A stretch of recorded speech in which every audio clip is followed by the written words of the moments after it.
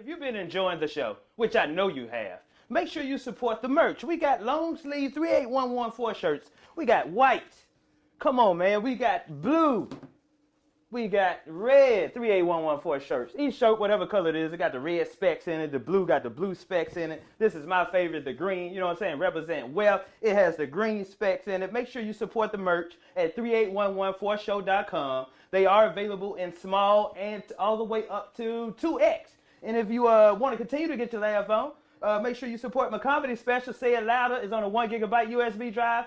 It's 35 minutes of stand-up on here and a 15-minute documentary. That's my son on the front. We're throwing up the fist. Name of the special is called Say It Louder. I'm black and I'm proud.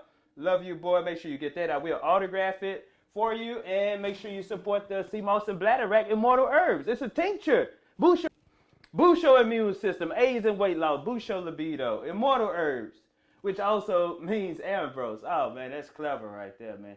Seamoss contains 92 of 101 minerals that your body needs. Bladderwack contains the other 9.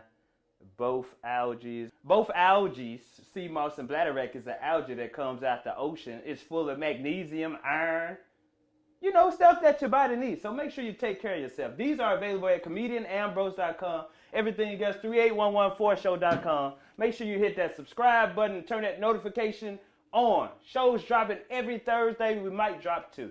Thank you. Comedian Ambrose, I'm out, man. You taking the COVID-19 serious, huh? Yeah, man. I try to be careful for my older folks. Okay, okay. And I've had so many COVID tests just from working on the movie. It's a film that was shot in Memphis during COVID, and I was doing the soundtrack and stuff for it. So oh, okay. Okay, we're going to get into all of that then. 6 of them joints. Hey, man, thank you. I've been trying to get this guy on the show for the longest, y'all. This comedian Ambrose, another episode of 38114 Show. We got another special guest, man. He's a songwriter, audio engineer, record producer, and he's the owner of Raw Studios here in Memphis, Tennessee. Also a Grammy Award winner. Mr. Boo Mitchell, y'all. Thank you. That's one thing I like about Memphis legends. He's just so humble, man. Well, you know, Memphis, we are known for keeping it real, so yeah. I'm not one to break tradition. Well, first off, man, pleasure to have you on the show. You by far probably one of the biggest guests I done had on the show, man. Oh, man. So I appreciate you for coming through. I always appreciate, you know what I'm saying, you always being accessible to me when I hit you up. You know, you hit me up. I make a couple of calls for you, so I appreciate our relationship, man. Sir. You know? Me too, bro. Well, let everybody know, man, Mr. Boo Mitchell. I don't think everybody in Memphis really know who I got sitting right here, man. Because I'll tell you, a couple years ago, I think it was like 2015. I didn't know everybody here, all the influential people here in Memphis, but I was watching the news, or I was reading the Memphis Flyer, and I was reading this guy, Boo Mitchell just won a Grammy Award for producing Uptown Funk You Up by Bruno Mars, right? Yeah. Part of that song was recorded here in Memphis? Oh, yeah. And I was one of the engineers, and actually that whole album was recorded here. And they actually wrote, half of Uptown Funk was written in my studio before we recorded it. Wow. And so after I seen it, I was like, Boo Mitchell. So I started doing my research. And after that, I started seeing you around town. Every time I said, well, what's up, Boo Mitchell?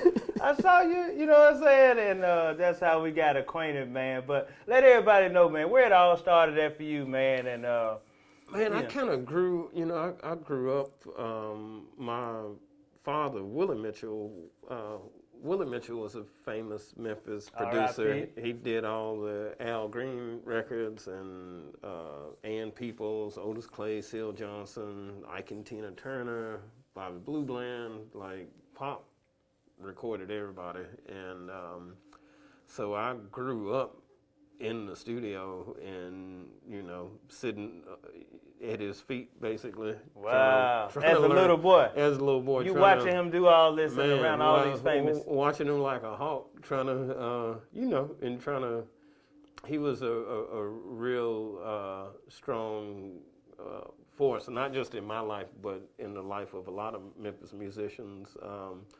And I just, you know, I wanted to be like my dad. You know what I'm saying? Yeah. Because you know, people had so much respect for him and how he carried himself. He was like a mentor to everybody. So if you couldn't be around him without learning something. Okay. You know what I'm saying? He was one of them type cats. And, you know, I was like, well, if I could just be close to that a little bit like that. Something's going to rub off on me. Something would be good. So what area did y'all grow up in here in Memphis, Tennessee? Mostly East Memphis. I spent, when I was real young, we had a house out of like Belton 3rd area. Okay. But my pop's house was always in East Memphis, like Poplar Mendenhall area. So that's pretty much where I, you know, grew up there, and then being at the studio every day in South Memphis. Okay, so mom and dad, they were separated? No. Willie Mitchell is actually my grandfather, but he adopted me because he didn't have any boys. He had 2 daughters, and my mom is one of his daughters. So my mom, you know, had a husband, my stepdad, but you know, I always grew up calling my grandfather Pop, and then he adopted. He didn't have any boys, so he adopted his 2 grandsons to perpetuate the name. So, so a lot of times you'll see Boo Mitchell, grandson of Willie Mitchell. I see. Before you got here, I'm on Wikipedia, you know, and it says grandfather owner of Royal Studio. Then after that, short, they say father. I was like, hold on. Okay, so I didn't know that. So that's, you know, keeping close with the Native American culture that the grandfathers passed up to the grandchildren. Okay, so he wanted to keep the legacy alive, so he adopted you all. Okay, where was Pops at? Pops was nowhere around in the picture? My biological? No, man. I was born in 71. My dad was a Vietnam vet, you know. There's a lot of black fathers were not in the home in the 70s. Okay, so he passed away? He's passed away now, but he just wasn't. Him and my mom divorced when I was like 1. So so I really didn't know him. Oh, you didn't get a chance? I mean, I met him, but you know, we didn't have a relationship. So grandfather adopted you, and you. Wow. Yeah. Okay. I did not know that. That's some good information to know right here on the 38114 show. So you growing up with Mr. Willie Mitchell, your grandfather, man. So he's been in music all his life since you was a little. Oh yeah. He's the one that invented the Memphis soul sound. Like we didn't, you know, like the music of Otis Redding and all that stuff. It didn't exist. He invented that in the 50s. Okay. And yeah, there's a whole lot of stuff that wouldn't have happened musically as far as soul music. I mean, Stax would have been a country label. If it wasn't for him, right? Okay. Yeah, you know, he was a pioneer because everything in the 50s was before Willie Mitchell started doing what he was doing. Everything was either jazz or blues. It was like all big band and blues. And so he came with that soulful. He came with the because he came from that background, but he wanted a new sound, so he didn't want 9-piece horn section. He was like, man, I just want to use 2 horns, 3 horns, and you know. Not all these instruments, so stripped down rhythm section and some funky horns. He was an innovator. Yeah, and that's what became, you know, your Memphis soul sound. I watched your TED Talk, man. That TED Talk got 28 million views, man. on YouTube. That's right. Yeah, you didn't know that? Man, so I heard you say that your father created when he started working with Al Green, he wanted to create a new sound. Well, yeah, because so Willie Mitchell invents the Memphis soul sound, which everybody knows from like Booker T and MGs. Right. But everybody else capitalized off of it. Stax became a whole label from the sound. My dad still was, doing his stuff, but it's like everybody else was capitalizing off the sound he created. Mm-hmm. So when he met Al, he recreated it again. let's make another sound since everybody else stole my old sound. Let's create something else. Yeah. Well, I wouldn't say stole, but he, influenced. Boom on top of the snare that you hear in the world famous song "Let's Stay Together" by Al Green. Oh yeah, that was largely contributed to his drummer Al Jackson Jr. See, Al Jackson Jr. was Willie Mitchell's first drummer in the 50s. Okay. And then when Stax opened, Al Jackson became Booker T and MG's drummer and played on Otis Redding stuff.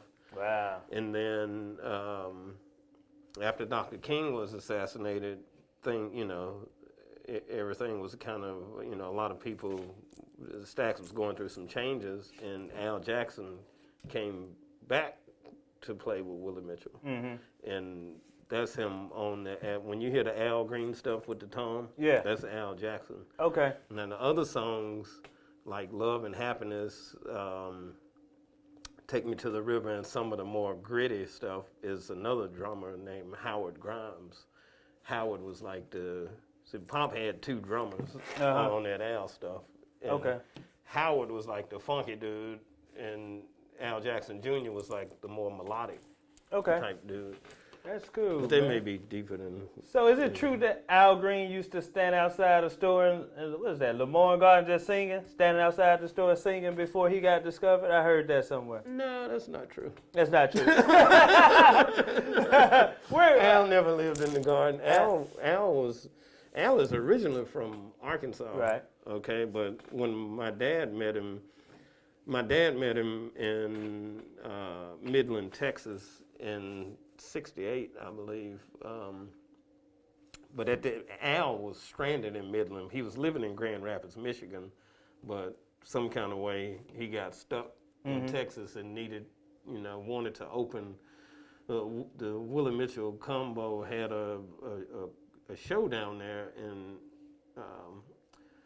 Pop had a big record named Soul Serenade, probably one of his biggest records at the time in '68. So it was on it was on the charts. And Al Green knew that Willie Mitchell was coming, so he got in touch with him. He was like, "Man, can I open your show and make some money to get back home?" Blah blah blah. Wow. So when he opened that show, when he sang with Pop's band, Pop was like, "Man, you come back to Memphis, I'll make you a star in 18 months."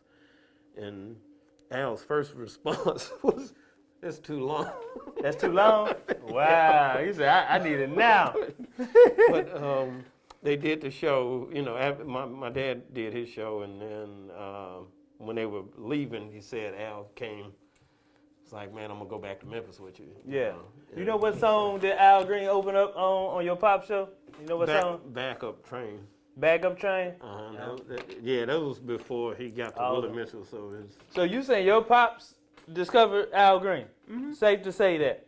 Wow. The world legendary Al Green, your Pops discovered. Wow, So you was around the time when Love and Happiness was created. Mm-hmm. Let's Stay Together. How old were you around that time? Shit, 1. But man, that song is just all them songs are just so still inspirational and just so long-lived. Like, we still play those songs today, and it's just like the first time that we hear them. I know. There's some magic and, good energy, and, those songs make you feel happy.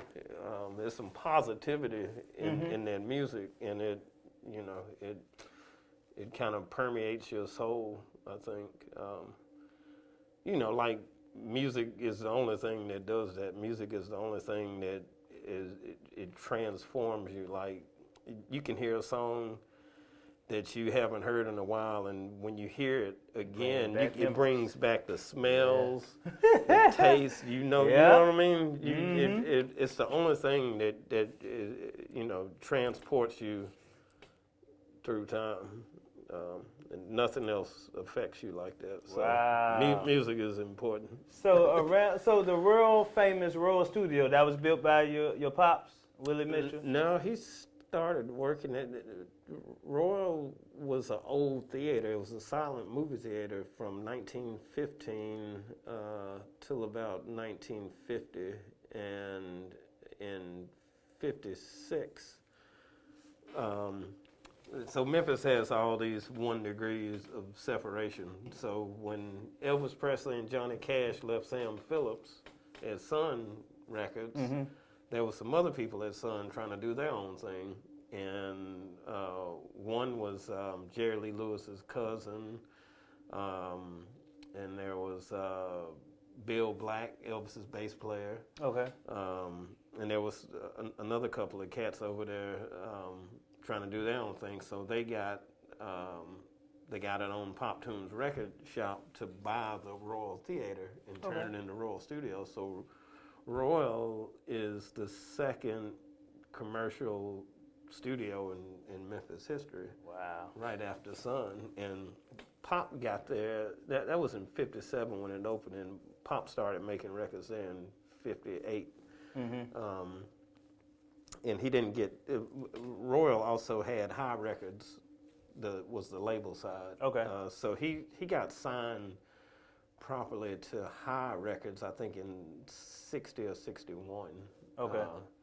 And you know, the engineer there was this racist dude. He was like a verified Klansman. Wow. And my dad never liked the way his records sound, and this cat Ray Harris wouldn't, you know, told Pop, you know, black people can't engineer or touch the board.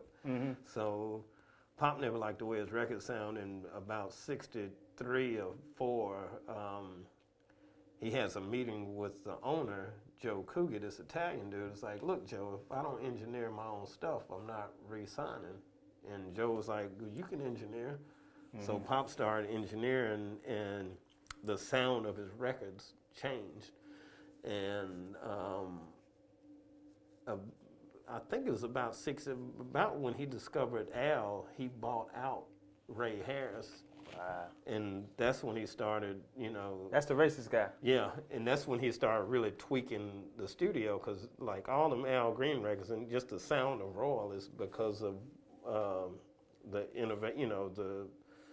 changes that Pop made to in the studio. Okay. And so you can hear it. He got the sound perfected on Tired of Being Alone. And then when you listen to Let's Stay Together, the sound's dialed in even more, and then it's that signature, you know, that signature Al Green sound. What kind of changes did he make to the studio to develop that sound? Fiberglass insulation and burlap all over the place. If you look at pictures of Royal, it's got, you know, burlap and insulation everywhere. It's like a big pillow. Okay. That's to keep that sound in-house? Okay. Yeah. Okay. And what address is Royal Studios? 1320 Willie Mitchell Boulevard. Willie Mitchell Boulevard. Your dad got a street named after him, and the studio is... When did that happen? While he was alive, thank God. I think it was in 2004. Wow. Yeah, it was Al Green performed...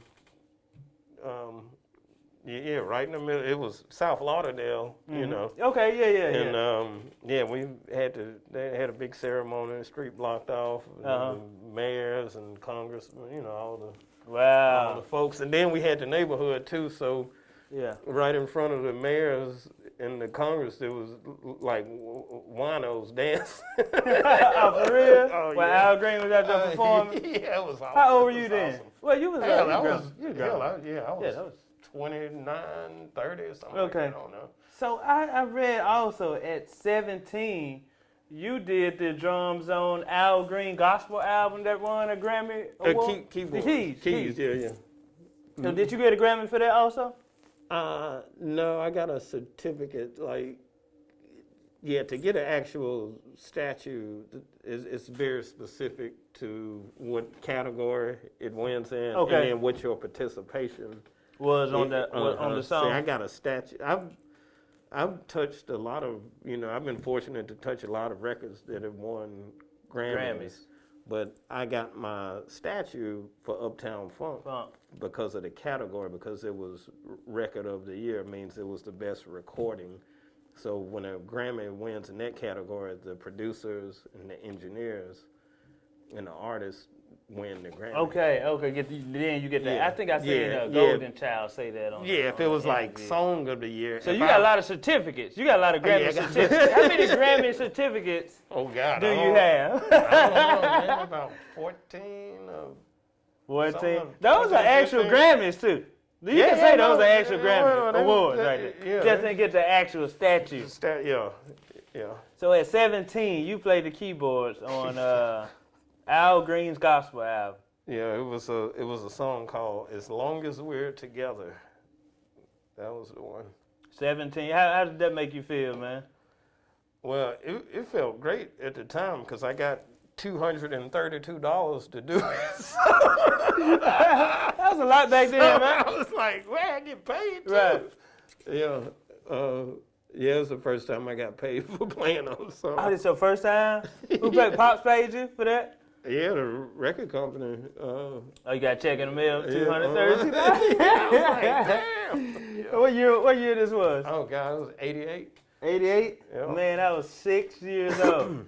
Man, it was a good year. Man, so y'all have worked with so what's some of the I see John Mayer, Lamont Dozier, William Bell, which is Fraser Boy's father, right? No, Is William Bell Fraser Boy's father? Okay, I don't know where I got that in. No, they worked on that movie Take Me to the River. But yeah, I've worked. I've done the Wu-Tang Clan.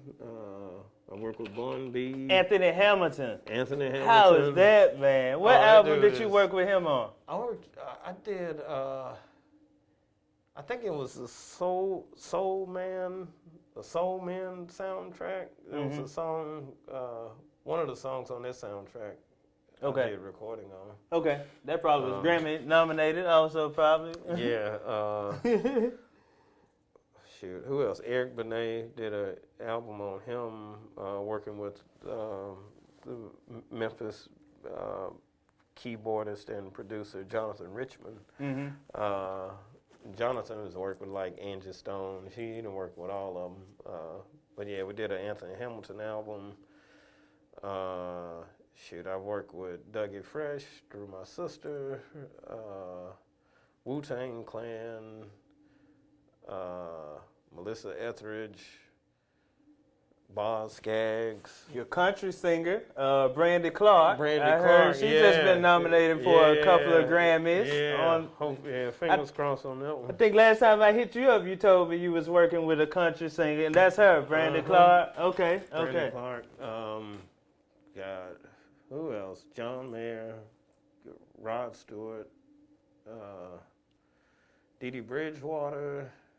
She's a multi-Grammy award-winning jazz singer from Memphis as well.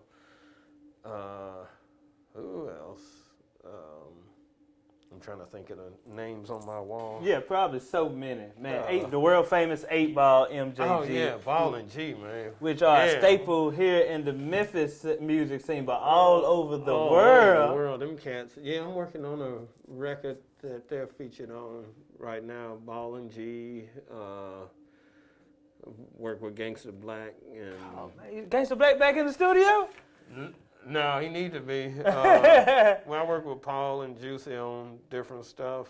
How influential was Royal Studios and 3-6 Mafia career growing up? Because when I came here to Memphis, I first got into the music scene. My first rap tape was 3-6 Mafia, The End, Chapter 1.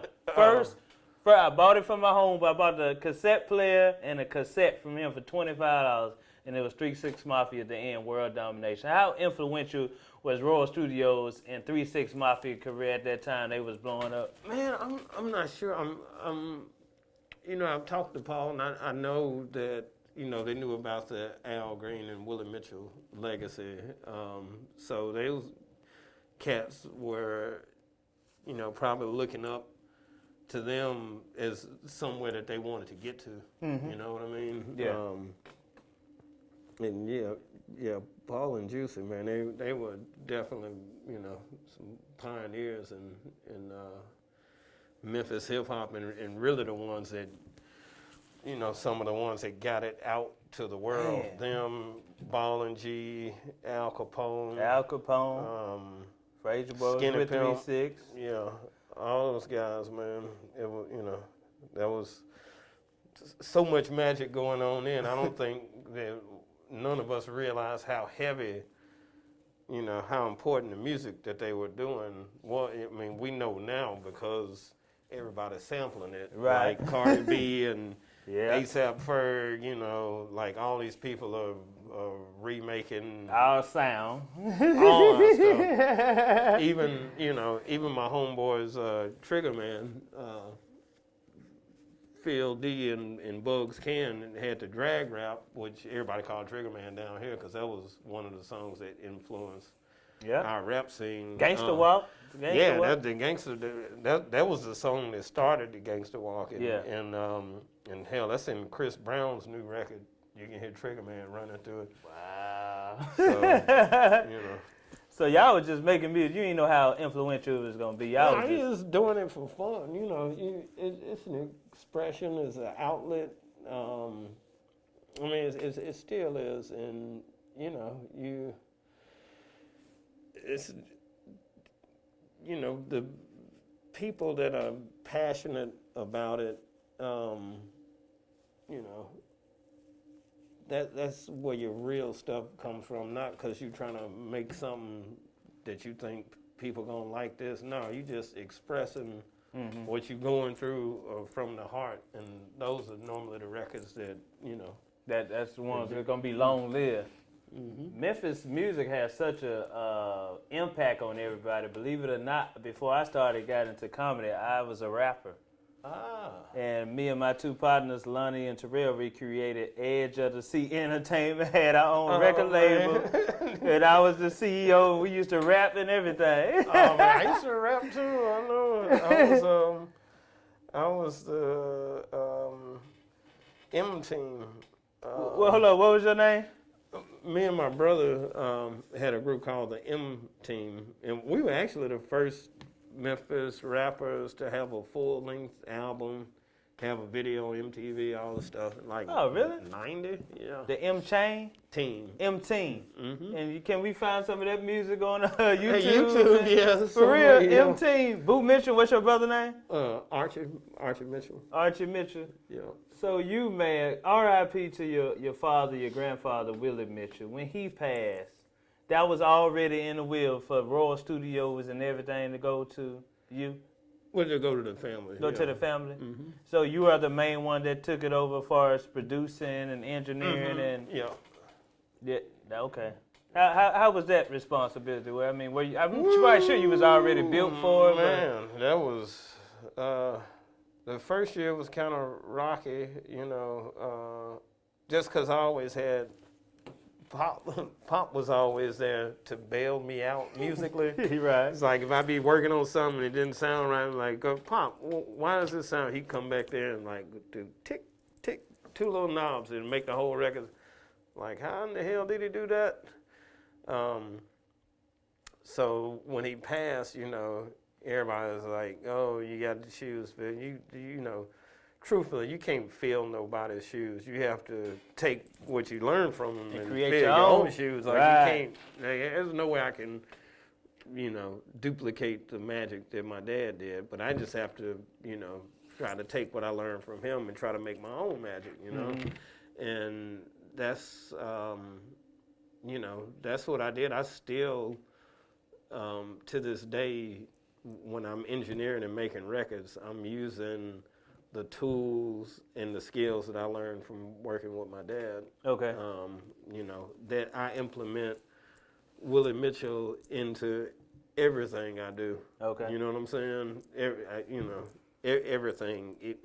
If it ain't a direct technique, it's just the mindset that he had, because he had a way that he approached music. You know, it was all about the feel and the vibe for him. So that, you know, that runs through my veins.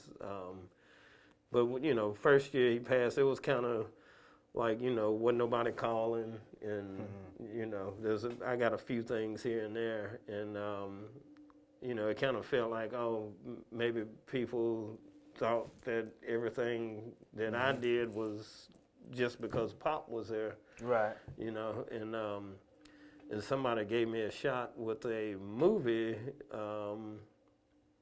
you know, producing this documentary called "Take Me to the River." And next thing I know, I'm recording William Bell, I'm recording Frazier Boy, I'm recording Snoop Dogg, I'm, you know, recording all these amazing people. Yeah. And it was really the Cody Dickinson from the North Mississippi All-Stars.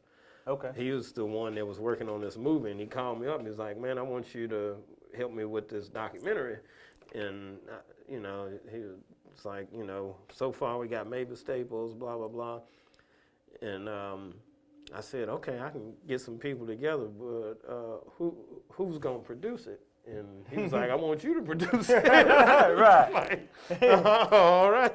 All right, let's get to work. Yeah, and yeah, that was one of those calls that kind of changed my life, you know, musically.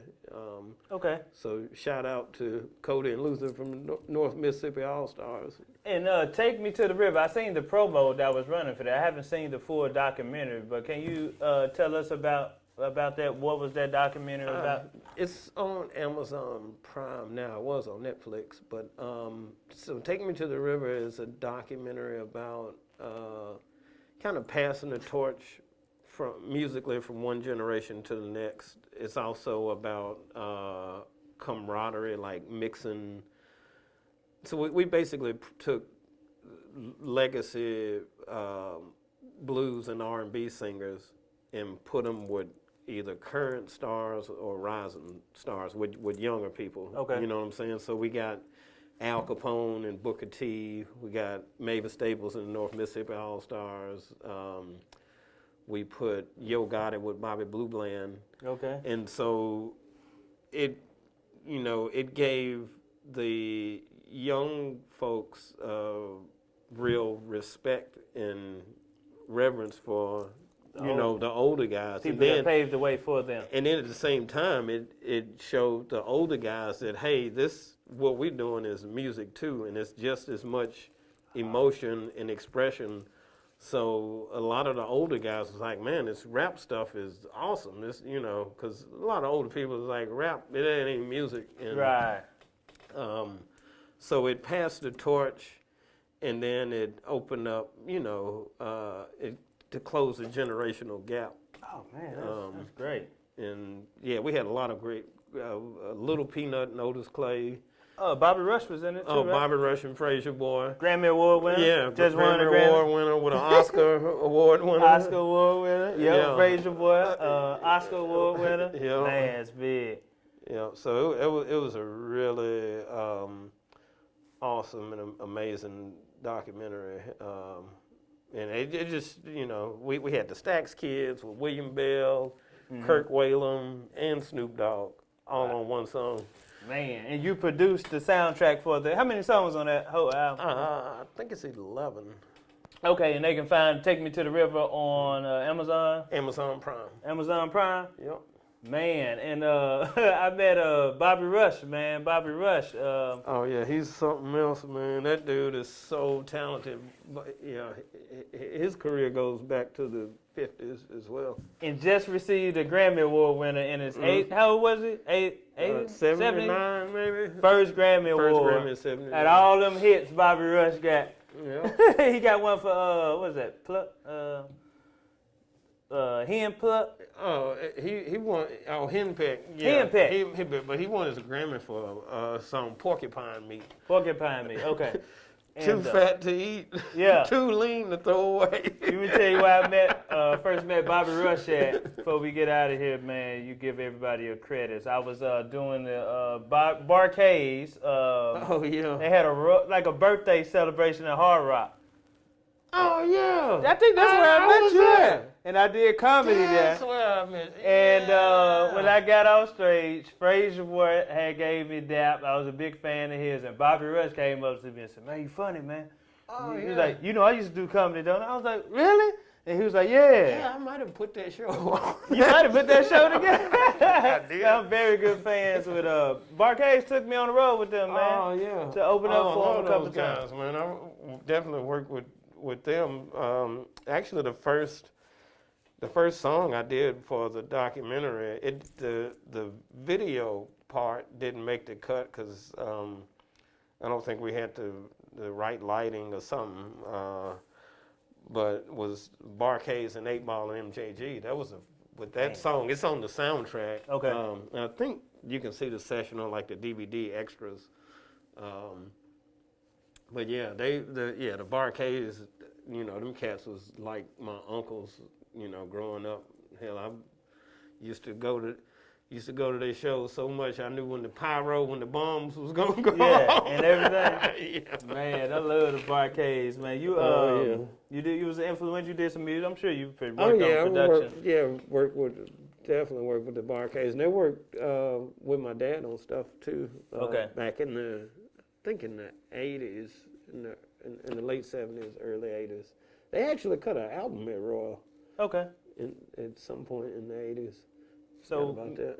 Okay, so with all your accomplishments, man, what's one of that probably the Grammy Award winner that was like the highlight? You was like, okay, I made it. I'm the man. I'm Boo Mitchell. I'm the man. The Grammy, man, you know, it's so funny. You never, you know, when you making music, you never know what's gonna be. You know what I mean? You just try to do your best at everything, and it's it's stuff that I thought that I would possibly win a Grammy for, but that didn't happen. And then Uptown Funk just came out to clear blue like a whirlwind. It was #1 for 5 weeks before it really had my attention. You know what I'm saying? Yeah. I knew it was awesome when we made it. It sounds like Memphis. And I had song. And I had worked on stuff that had been #1 before, but it was like that 5th or 6th week, I was like, hey, this is not normal. Yeah, it started skyrocketing. What roles did you play in that song? You did the keyboards in that song? No, I engineered it, so I recorded it.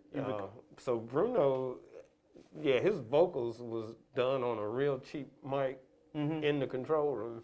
Okay. On a 57, but I recorded. I think I recorded everything on it except the horns. Okay. But everything else recorded. And he recorded that right here in Royal Studios. How did you get that connect? Well, that was from Mark Ronson because I was working on Mark's album. Mark Ronson was making his whole album at Royal. Okay. And Bruno was featured on it. So Mark came in February that year, and then during that session, he was like, I got this song, I want Bruno to come in and sing. And I'm like, okay, you talking about Bruno Mars. You knew who he was at the time, right? Oh, hell yeah. He was big. Yeah. He had Locked Out of Heaven was my favorite song, which Mark produced in his production buddy, Jeff. So I knew exactly who it was. And about 3 months later, he shows up with Bruno and Mystical and a whole bunch of folks. There was so many people on that session. Trombone Shorty, David Boyes, guitar player. It was a whole bunch of people on that session. So after that, Bruno said, I want to come here and do my album after he featured for Mark. No. I never recorded any of Bruno's albums. He has his own studio. Okay. He just did that song here. Yeah, he did that song and then wrote it. My aunt cooked a soul food dinner for him, and then after the dinner, that's when they wrote the rest of Uptown. Wow, that's good, man. Well, just I know you're very busy, man. I can't keep you here, man. If you got something that you want everybody to know what you got going on, what you're working on, man, let everybody know. So the next thing we got, my son Uriah Mitchell is doing a New Year's Eve concert with Pete Rock. Okay. it's a bunch of people featured on. It'll be a Zoom New Year's Eve celebration, and I don't know. Just keep up